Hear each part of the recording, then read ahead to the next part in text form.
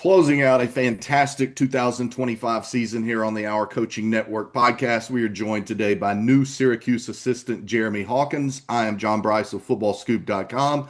Again, this is the Our Coaching Network podcast. Coach Hawkins, welcome to the show. Thanks for carving some time out for us. Man, look, I am happy to be here. Thankful for the opportunity to get on with you and talk a little bit about my journey, man. I'm excited about it. No, we're fired up to have you. You and I guess, first connected maybe 6 years ago when you were at EKU with that cast of characters, Walt Wells and Derek D-Day Day and all those boys. And your journey has been fascinating since then. You're a former Troy player. You've been spent some time at LSU, had an extended time at EKU, Georgia State. Now you've just landed this month at Syracuse. Got to be a whirlwind. What's your life like right now as you make this transition? First and foremost, God is awesome. He's amazing. His grace, His mercy, all the glory to Him with this opportunity with Syracuse and Coach Fran and Coach VK. I'm appreciative of it. But life has been a little bit of a whirlwind right now. It's a lot going on. Trying to sell a house, trying to go find a house to buy or rent in New York. My wife is 8 months pregnant, so we're trying to figure out if she's gonna have a baby in Atlanta or in New York, and how's that look? So you got the transfer portal about to open up on the second, so you got to get ready for that. You got visits about to start, and so it's a bit of a whirlwind, but it's a blessing to be able to be in this situation right now. Yeah, I was about to say all that going on, and oh, no big deal. But the transfer portal opens on Friday. Holy moly, you've balanced a lot of hats through the years. I don't know if you've ever had to balance more than what you're doing right now. Man, it's a juggling act right now. Literally, it happened really fast too. How things came about. But I'm built for it. I'm ready for it, man. I'm excited about it. It's a blessing. Either way it goes, it's gonna be. I'm gonna be very successful up there. We're gonna be very successful up there. We're gonna make a lot of plays at edge position, and we're gonna win a lot of games. I'm gonna speak it to existence already. I like that. I was getting ready to ask. You're a high energy guy. You're I going am. to one of the most high energy guys anywhere in college football. How did you get to know Coach Fran, and what's the past 3 or so weeks been like as you begin making the adjustment from Georgia State to Syracuse? Well, unique situation. I met Coach Fran a couple years back. I always go visit other D-line coaches within my tree. So I was visiting Trey Scott at UGA. Trey Scott is a good buddy of mine, and he's kind of mentoring me throughout this coaching career of mine. So I go there and just talk ball and be amongst good D line coaches and try to learn some different stuff. Every year I do that. I'll probably travel to go see my four, maybe five different coaches just to kind of I'm a sponge. I don't know it all. I never act like I know it all, so I try to go learn from those guys. So I was there for a spring practice and in meetings, and that's when Coach Fran was there as a DB coach. So I met him then. So that started the kind of the connection there. But years later, it all came to fruition, and this is kind of what happened with Elijah Robinson leaving. Me and Elijah have been knowing each other for almost a decade now, and so me and Elijah had always talked ball. He was one of the D line coaches that we clinic with and talk with, and it kind of just worked out perfectly. It was a situation where, Elijah wanted to make sure that, he was leaving his position with the right person. And he felt like I was the right person. And, I had to go through a full process to make sure that to prove that I was the right person. But it went well, went smooth. It was unique and it was great. So now we're here. Again, this is the Our Coaching Network podcast. I'm your host, John Brice of FootballScoop.com, joined today by new Syracuse Edge coach Jeremy Hawkins. Appreciate the time to visit, Coach. As we continue here, I want to dive in a little bit more. You said you got to know Coach Fran Brown a few years ago when he was still on staff at Georgia. What do you remember about meeting him at that time that made you say, you know what, I'd work for that dude one day. I want to keep him in my orbit? Man, just transparent, true to who he is. I told him that during the interview process. I said, man, I appreciate you being who you are, and you're doing it successfully. So it looks good for people like myself in this profession that you're true to who you are, you're transparent, um, and you're not afraid to be who you are, and you're doing it successfully in a professional, tasteful way. So that was the first thing I seen about him. I was like, okay, well, he looks like me for one, and he's transparent, he's open, he's honest, he's just himself, just being himself and not having to be somebody else to be, good in this profession. That's who I am. I'm not a guy that's gonna, fake and be somebody else that I'm not to try to get a job. I'm just gonna be me, and I'm a believer. I'm faith driven, and I'm high energy. I'm a family man. All those things. So I'm gonna be that, and that is literally what I remember seeing him for the first time. Like, man, he looks and he talks and he's authentic and he's transparent and he's true to who he is, and that it went a long way with me. I was floored with it, and I was like, okay, well, maybe one day, that could happen.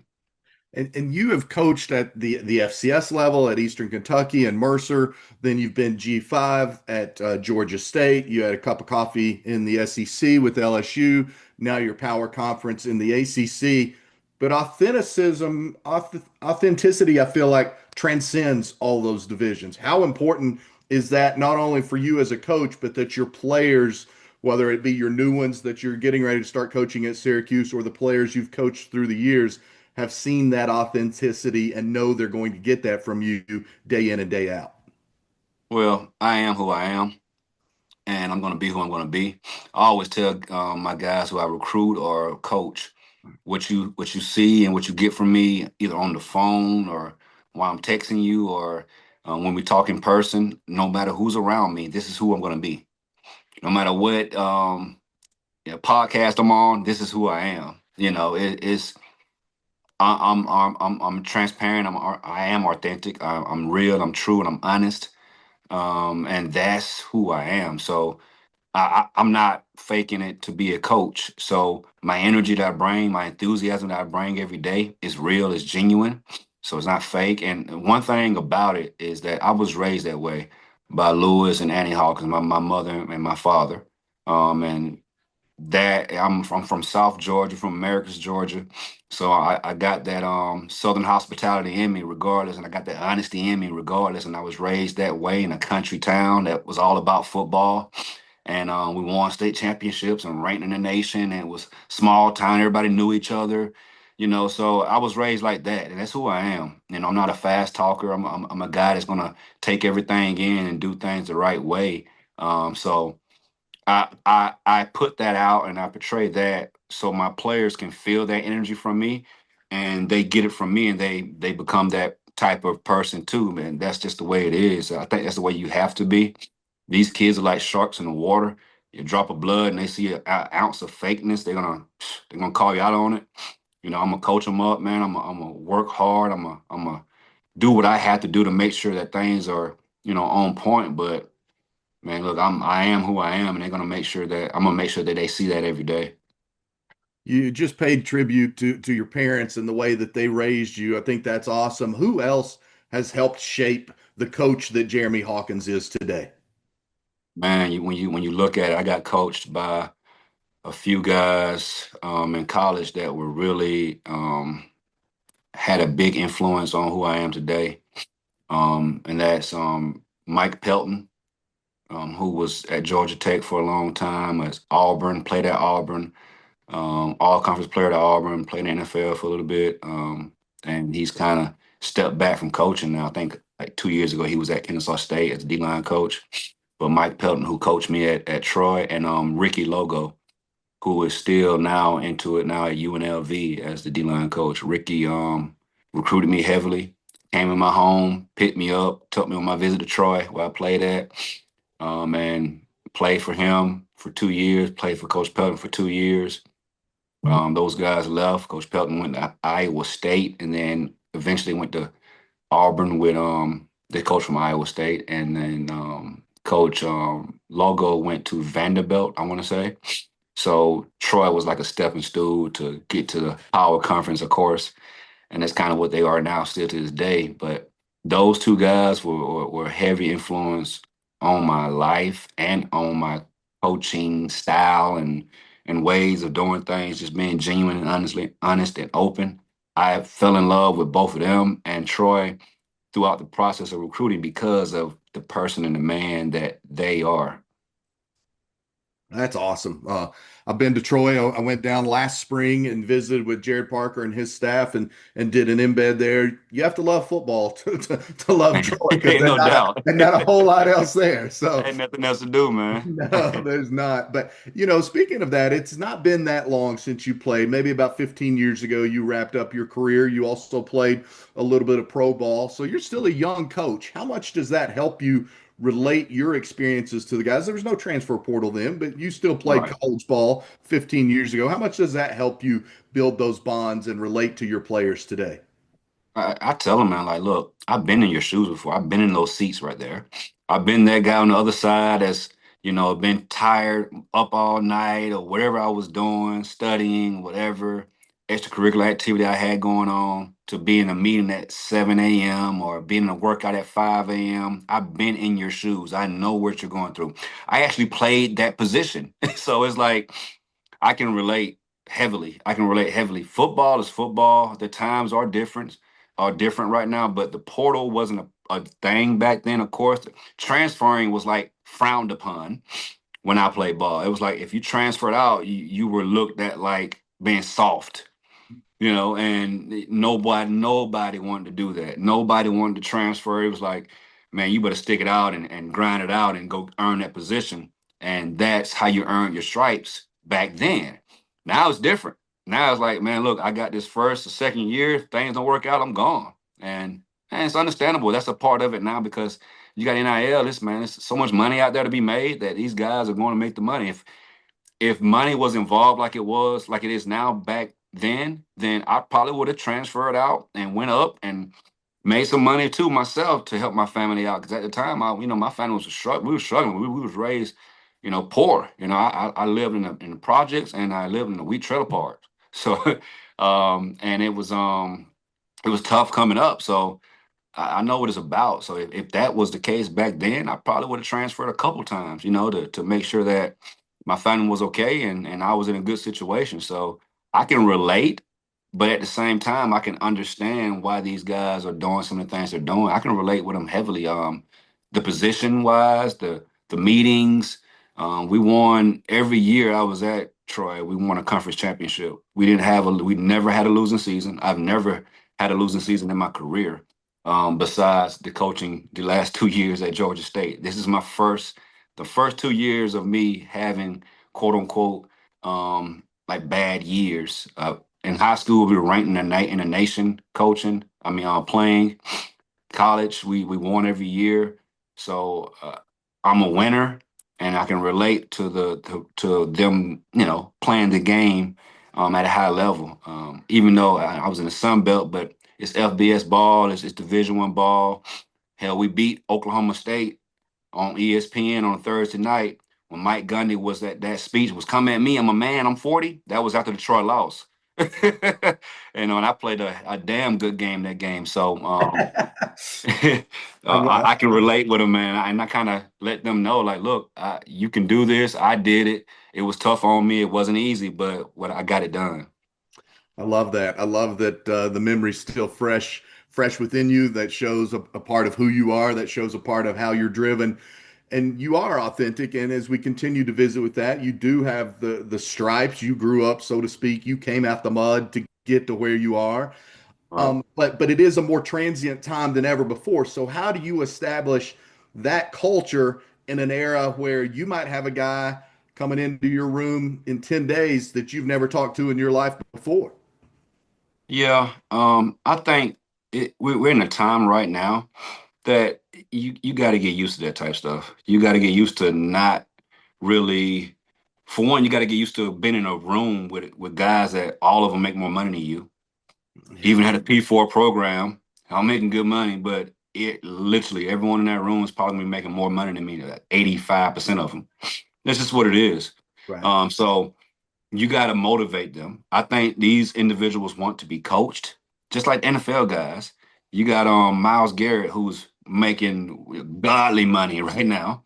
There's nobody in the building besides the freaking owner that's making, more money than him, so he wants to be coached.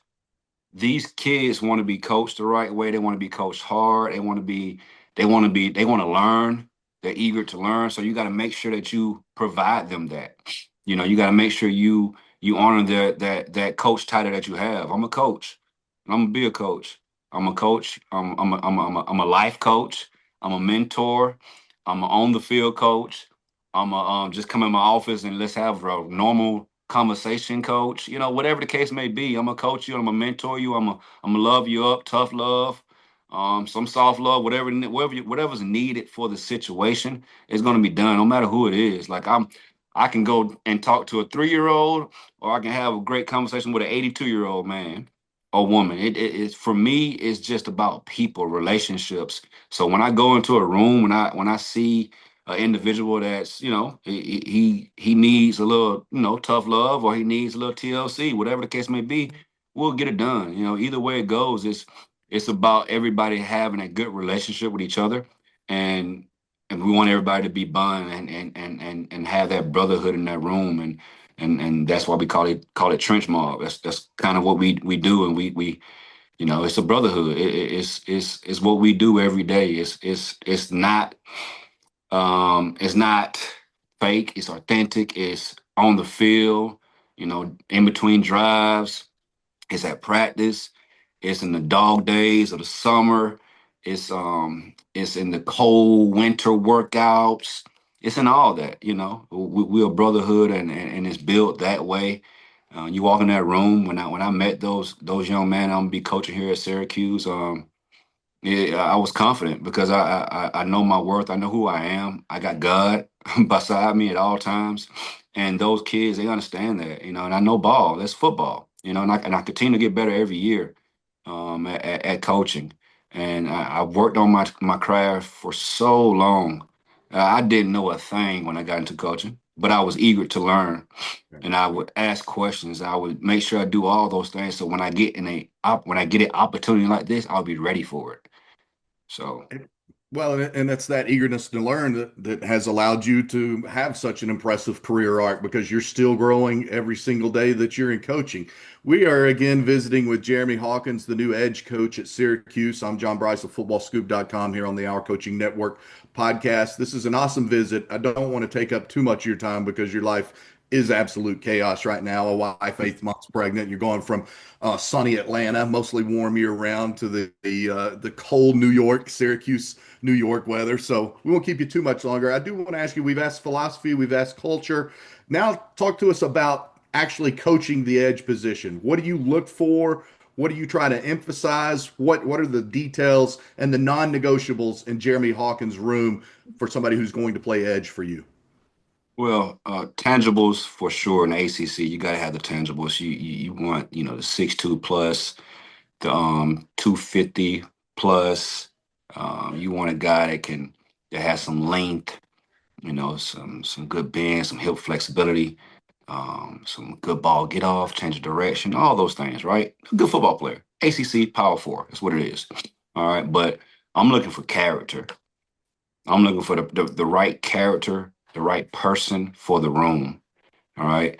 I can take an above average player with great character, great work ethic, great energy and enthusiasm about life, not football, about life. And they're enthused about life and everything that they do.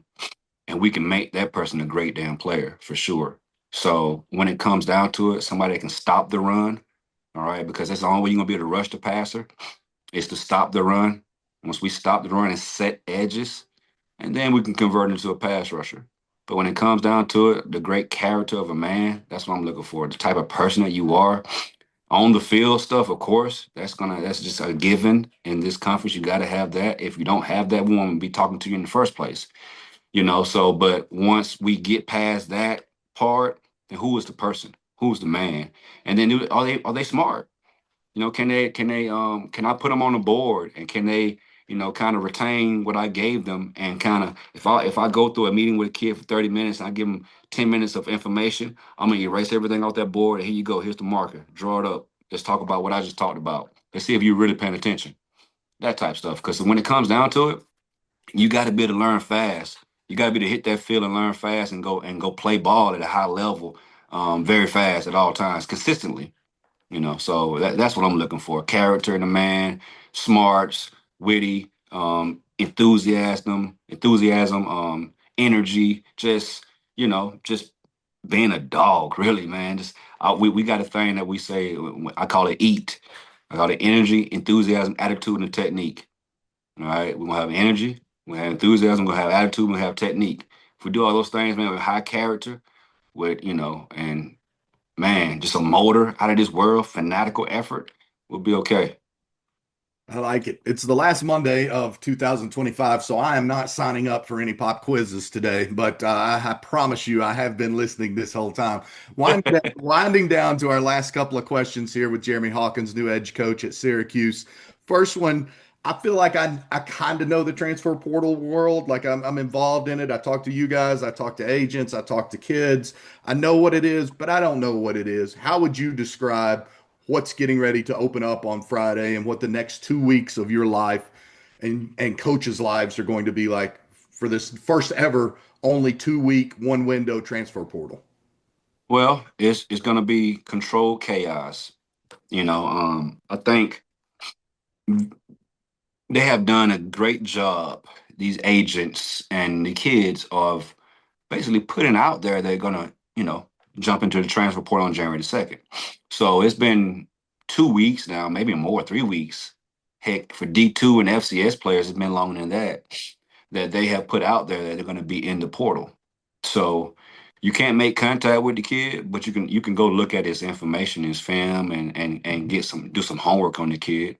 So things have been, it's going to be chaotic, but it's going to be controlled because of that factor alone, that we already had some time to kind of look and pre-portal some kids, by just watching some film on them and not contacting them, but at the same time having to understand who they are, before you do contact them on the second. So it's gonna be some chaotic stuff going on, but it's gonna be controlled, and it's gonna be done the right way, tastefully.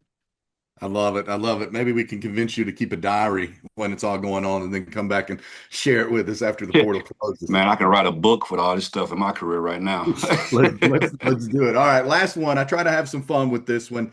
I want to know if you don't mind either what's a hidden talent that Jeremy Hawkins has, or if you weren't coaching, what would you be doing? You could answer either or both.